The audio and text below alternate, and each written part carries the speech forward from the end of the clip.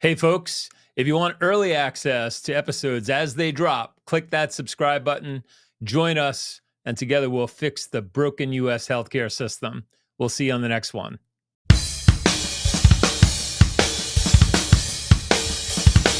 Get ready to take control of your healthcare. Here's your host, Ray Kober. So I knew I liked problem solving and seemed to really enjoy people. And they said, you should consider a career in medicine. And I did a few rotations and fell in love with it and the whole concept. First physician in my family. So, Wow. Yeah. Wow. So just went from there.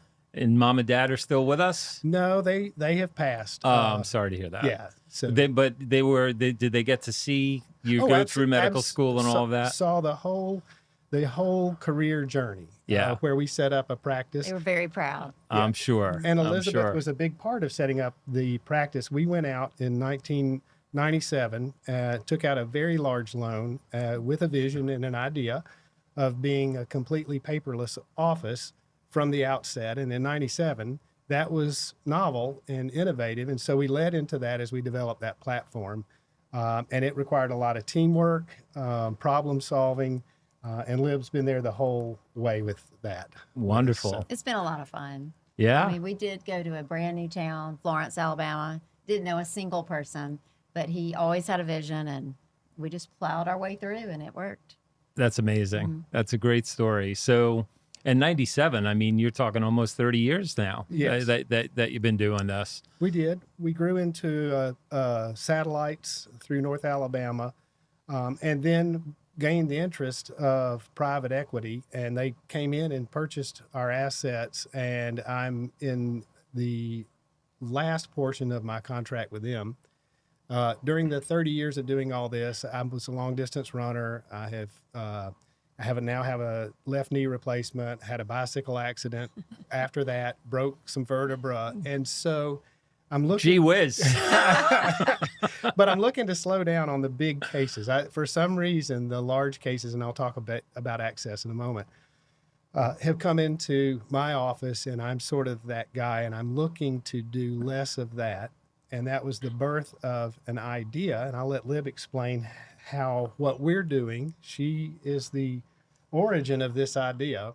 And then you have to be able to think on your feet, because you're suddenly presented with something that needs an answer, and the right answer fast. And you've got to be able to move efficiently and quickly, and also guide your team, because you can't do it alone. So it takes some leadership skills, some self-confidence, but also some awareness and the ability to absorb what's around you and at the moment. And it just was sort of a natural fit for me. I love it. I love working with my hands. Before I went into surgery, I tied flies for a hobby, for fly fishing, and everything about what I do, I love. And some things have changed, and it is in the healthcare system, and how we're, as providers, and my colleagues can attest to this as well, we're increasingly restricted in being able to do what we know is right for the folks as healthcare costs have gone up, and it's beginning to get rationed out. So getting back to you, Elizabeth, you had this idea. You had a couple of friends that you had take, selfie of their skin tag or whatever it might have been. And you talk to your old man and you're like, look at this. That's right. It's a Look great at this. idea. What is it? Yeah. And he's like, oh, am I, 120 hours a week, And I 121 still now? have to work at night. Right? Right. So tell folks a little bit about the actual experience, and we could fast forward to now, because I'm sure there might have been a little bit of an evolution, but how does it work? You do what? CheckMySpot? Yes, please. Okay, so all you do is you go to the Apple or the Google Play Store and you download the app for free. CheckMySpot. Check My No Spot. spaces, one chunk. string. Check Just my Check spot. My Spot all run together. Yep. And you put it on your phone. Make sure you have the latest version, because occasionally we do updates. And Okay. It's always good to make sure you have the latest version. Yep. And then you just enter your personal information, Yep. which is like your name, your address, and you answer. You also list your dermatologist if you have one. Yep. So that's important, because Yeah. that goes into the not cannibalizing people's patients. If you have a dermatologist, we want you to go see your dermatologist. Yep. So you answer about 6 questions about your history with skin cancer. Do you have blue eyes, blonde hair? How many sunburns have you had? Just general things that give us an idea of your risk for cancer. Yep. And then you do have to share your location. And that's just so that we stay in line with the telemedicine regulations about licensing. Yep. Because the physician has to be licensed in the state where the user is. Yep. So some people don't like to share their locations, but this is the only reason we ask for it. Sure. It's a requisite. Yep. Exactly. And then once you do that, it's really important to watch the 90-second video on how to take a good picture. Okay. Because without a good picture, it the screener's not going to be able to tell as well. Right. So a lot of people like to skip that, but we encourage you to watch the video. Great point. And then you take a close-up picture and a location picture, like a far away one, so that you'll have like a body reference. So you'll know left, right, and you mark it on the body diagram. Yep. And then enter, if you don't have a coupon code, enter your payment details, push submit. It's probably like a 5 to 6 minute total, maybe 10 experience. If you're older like me and need a little bit more time with technology. And then within 24 hours, you get a case summary report, which tells you exactly whether it's benign and you don't need to worry about it. But we do say keep an eye on it. Your picture's archived in your phone. If it changes, you can pull it up, take another picture, make a comparison. And then if it's worrisome or indeterminate, then that's when our second arm of our value proposition takes over. And we say, okay, we're going to get you an appointment in the next 7 days. Mm-hmm. And if you listed your dermatologist, we're going to send the referral there.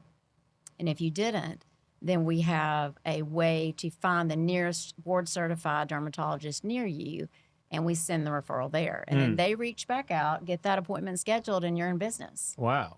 What's that clinician's threshold? And so my advice for listeners is use someone who does a lot of this, who has seen a lot of these. Board certified, in my opinion. Again, I'm biased. I'm going to say there's plenty of non-board certified physicians who are excellent. Right. But if you want to know someone who's met the standard, that's the term that you want to look for. Right. When it comes to excising them, a lot of pathologists will weigh in, and because they're on the hook for liability too.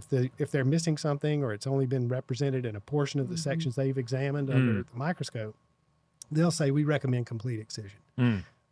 And then it gets into this issue from a reimbursement standpoint. It could be malignant, it might not be, but they're going to pay for it as if it's benign, obviously. Got it. Yeah. And so there is a risk and a liability assumption that goes on the physician and the pathologist, and that sort of guides the decision that a pathologist and a clinician or surgeon make when they're deciding, do we cut this out or do we watch it? Personally, I'll tell folks, I'll say, look, here's your two choices. You can watch and wait. There's no clear indication this is cancer. There's no evidence that it's becoming cancer. Right. Well, tell me what you want. Is this something you're going to worry about every day? And watch it every day if it's changing? If it is, let's put it in a bottle and forget about it. It takes 10 minutes to do it. And Right. I think if you hear that message, stay with that person, because that's what is in your best interest and most for your well-being. That's your champion of well-being. When in doubt, cut it out. No, not at all. There's times where I'll say that's perfectly okay, and they say, well, what if it's not?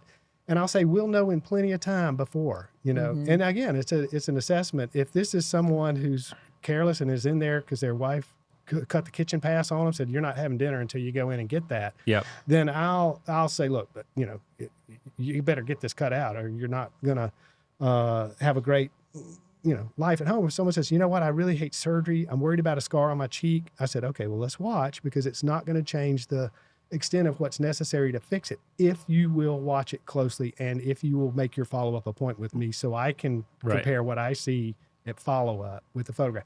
That's something that can be done on CheckMySpot also. Right. That photograph, you just send it in 3 months again. Is it something changed? Yeah, that's a significant change. App Store, Google Play, download CheckMySpot app for free. You'll see it has a little hand with a check mark on it. Yep. You can go to the website, checkmyspot.com, to learn more. And then we've got some social media presence too, with just sort of educational materials that show up on that. Same thing, CheckMySpot. All right, that's a wrap. Hit like, follow, and subscribe, and we'll catch you next time.